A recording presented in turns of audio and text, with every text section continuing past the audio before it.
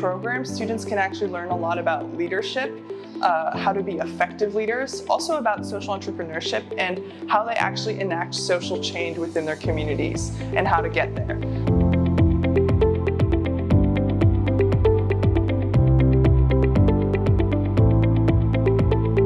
Students did a Netflix case study where they learned and explored how Netflix expanded and grew from a seed company to a multi-billion-dollar company globally.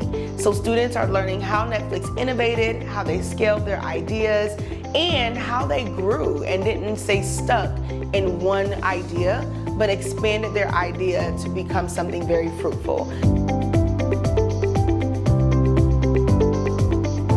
The mentors were amazing, again very interactive, and it felt like a one-on-one experience rather than a rushed 4-day program. I loved the case studies. I loved the way the program was designed. Yes.